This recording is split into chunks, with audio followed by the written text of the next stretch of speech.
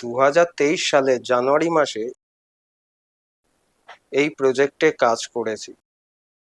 আমি এখন রয়েছি বাঁকড়াহাটে কিছুটা আগে জেমস সিটিতে, যেটা জোকা মেট্রো থেকে 5 থেকে 7 কিলোমিটার দূরে। এই যে ভিডিওতে যে বিল্ডিংগুলো দেখছেন, এগুলো actually villa type, 3 BHK villa. আপনারা অনেকেই আমাদেরকে ফোন করে জিজ্ঞাসা করেন যে আফটার সেল সার্ভিস আমরা কিভাবে দিই বা আমাদের কোনো ওয়ারেন্টি আছে কিনা। তো তার উত্তরে আজকে এই ভিডিওটা বানানো। জানুয়ারি মাসের শেষ আমরা এই প্রজেক্টে চলে এসেছি আপনাদের দেখানোর জন্য ফার্নিচারগুলো আমরা কি কি বানিয়েছি, কি কি কাজ করেছি এবং এই ফার্নিচারগুলো কি অবস্থায় রয়েছে 3 বছর বাদেও।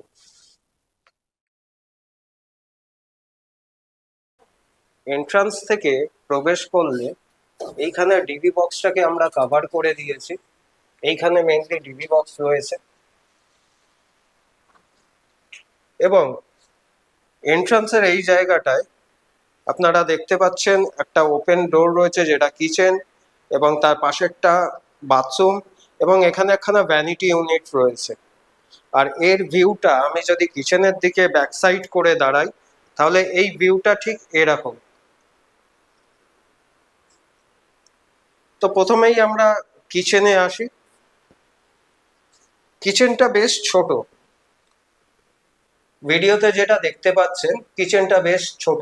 ওপরে আমরা গ্লসি কালারের ল্যামিনেট দিয়ে একখানা স্টোরেজ করে দিয়েছি। ক্লায়েন্ট তার জিনিসপত্র এখানে স্টোর করে রেখেছেন অলরেডি, এবং তার ঠিক তলার পোর্শনটা রয়েছে মশলা রাখার জায়গা।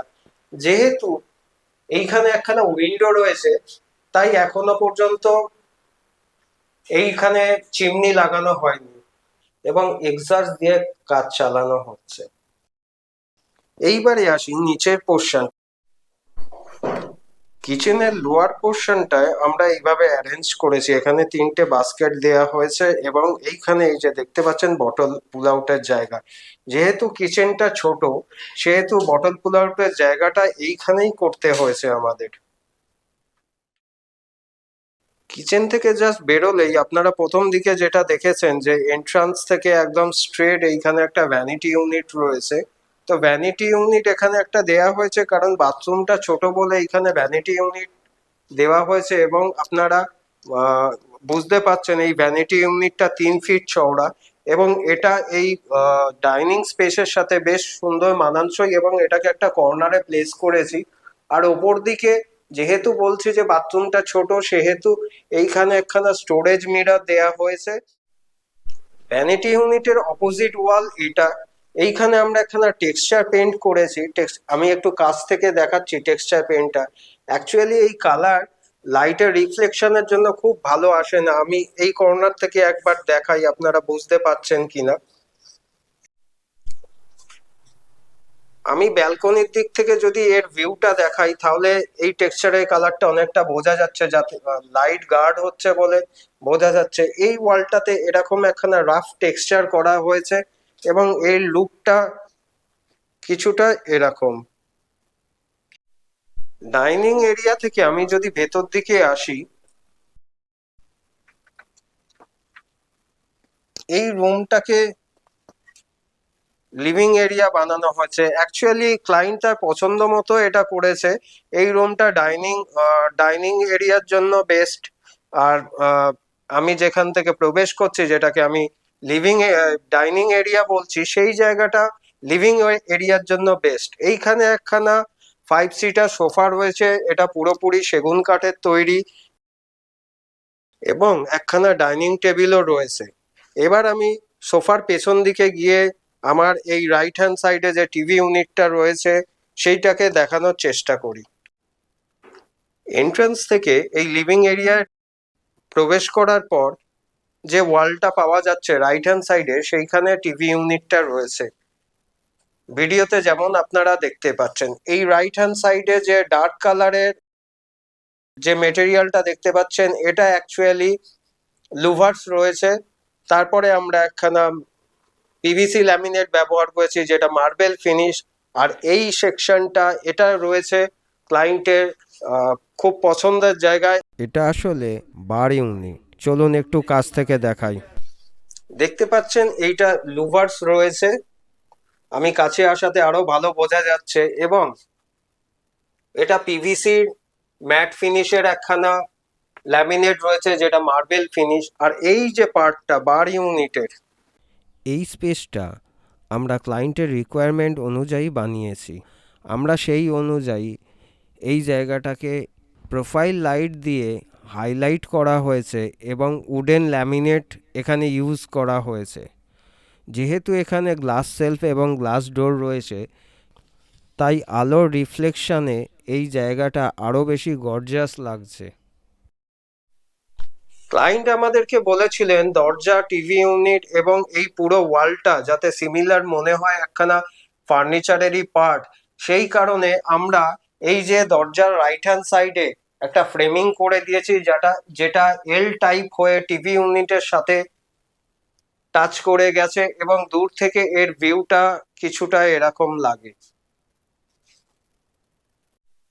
মেইন এন্ট্রান্স দিয়ে প্রবেশ করার পর লেফট হ্যান্ড সাইডে একটা সিঁড়ি রয়েছে যেটা ওপরে যাওয়ার মানে ফার্স্ট ফ্লোরে যাওয়ার। এবং এর ওয়ালটাতে দেখুন আমরা টেক্সচার পেইন্ট করেছি। এর ওয়ালটাতে আমরা টেন্সিল দিয়ে ডিজাইন করেছি, যার লুকস কিছুটা দূর থেকে যদি দাঁড়াই এরম লাগে। আপনারা যেমন ভিডিওতে দেখতে পাচ্ছেন এরকম একটা স্মুথ লুক এখানে দেওয়া হয়েছে। এবং এই সিঁড়ি দিয়ে ওপরে গিয়ে আমার সোজাসুজি যেটা সেটা ব্যালকনি এবং দুখানা ডোর রয়েছে, দুটো ডোরে দুখানা বেডরুম রয়েছে। চলুন একবার বেডরুম গুলো দেখা যাক। ফার্স্ট ফ্লোরে প্রথম বেডরুমে প্রবেশ করলে আমি একবার এই ব্যাক সাইডটা যাই, দেখাতে সুবিধা হবে।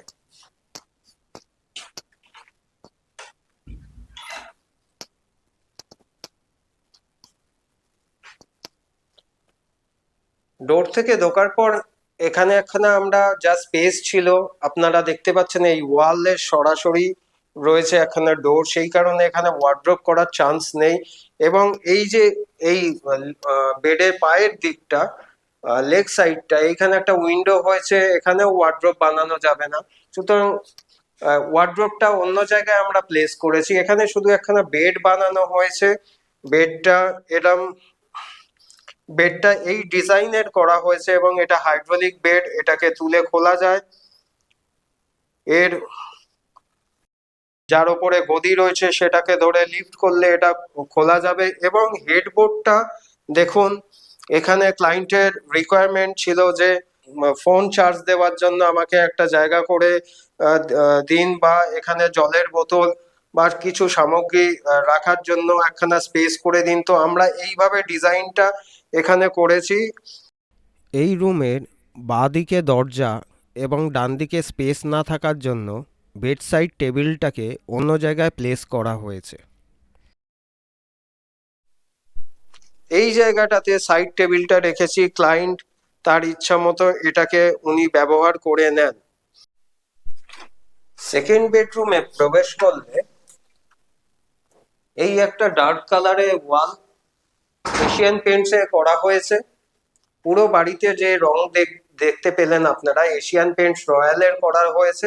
এই ওয়ালটা ডার্ক করা হয়েছে এবং এই বাকি যে ওয়াল গুলো রয়েছে সেইটা লাইট কালারে। এবং এখানে একখানা 3 ডোর ওয়ার্ড্রোব দেয়া হয়েছে।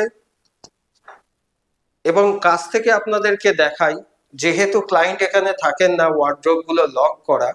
3 বছর বাদে আমরা এখানে এসছি। এর এজ দেখুন,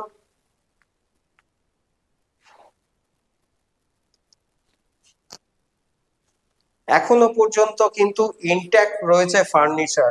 আপনারা যারা ওয়ারেন্টির কথা বলেন তাদেরকে আমি বলবো 3 বছর তো আপনারা দেখে নিলেন, এখনো এটা 5 বছর এই অবস্থায় থাকবে, যদিও ব্যবহার করে তবুও। কারণ আমরা সবসময় BWP প্লাই দিয়ে কাজ করি এবং এই প্লাই দিয়ে কাজ করলে ফার্নিচারের লাইফ অনেক বেশি হয়। এবং আমরা ল্যামিনেট পেস্টিং করার জন্য মেরিন অথবা হাইপার এই দুটোই ফেভিকলের এই আঠা ইউজ করে থাকি। যেহেতু আঠাগুলো একটু দামি, সেহেতু এগুলো অনেক দিন অবধি ল্যামিনেটকে প্লাইয়ের সাথে আটকে রাখে। এই প্রজেক্টে ফার্নিচারগুলো যেমন ইনট্যাক্ট রয়েছে সেটা দেখে আপনারা বুঝতে পারছেন যে আমরা যে কাজ করি সেটা লং লাস্টিং হয় এবং কোয়ালিটিতে আমরা কম্প্রোমাইজ করি না। সেই কারণে আমরা যে প্রজেক্টগুলোতে যে বাজেট আমরা তৈরি করি সেই বাজেটগুলো প্রিমিয়াম কোয়ালিটির হয়। এতক্ষণ ভিডিও দেখার পর আপনাদের মনে হতে পারে যে এই প্রজেক্টে কত খরচা হয়েছে বা এই প্রজেক্টের বাজেট কত ছিল। এই প্রজেক্টে কমপ্লিট রং করে এবং রংটা এশিয়ান পেন্টসের রয়্যাল আমরা ইউজ করেছি। এই রং এবং টোটাল ফার্নিচার সমস্ত কিছু নিয়ে আমরা ক্লায়েন্টকে বাজেট দিয়েছিলাম 4.5 লাখ টাকা। 4.5 লাখ টাকা বাজেটের মধ্যে কিচেন, লিভিং এরিয়া, সোফা এবং টিভি ইউনিট, এছাড়া ফার্স্ট ফ্লোরে একটা ওয়ার্ড্রোব এবং একখানা বেড, হাইড্রোলিক বেড আমরা প্রোভাইড করেছি। আপনারা এখান থেকে আন্দাজ করে নিতে পারেন যে একটা 2 BHK-তে কত খরচা হতে পারে। যেহেতু এটা কাস্টমাইজ পুরোপুরি কাজ হয়নি বা ফল সিলিংয়ে কাজ আমরা এখানে করিনি বা ক্লায়েন্টেরও পছন্দ ছিল না, সেহেতু কস্ট অনেক কমেই হয়েছে। পুরো একখানা 2 BHK করতে গেলে কি কস্ট পড়ে সেগুলো বা সেটা আমরা আগামী কোনো ভিডিওতে আপনাদেরকে জানাবো। চ্যানেলের সাথে থাকুন, সঙ্গে থাকুন আর দেখতে থাকুন। এরকম নতুন নতুন ভিডিও আমরা প্রায়ই আমাদের চ্যানেলে আপলোড করি। আপনারা যারা নতুন দেখছেন তারা অবশ্যই সাবস্ক্রাইব করে দেবেন এবং পাশে বেল আইকনটা প্রেস করে দেবেন, যাতে নতুন কোনো ভিডিও আপলোড হলে আপনাদের কাছে নোটিফিকেশন তাড়াতাড়ি চলে আসে।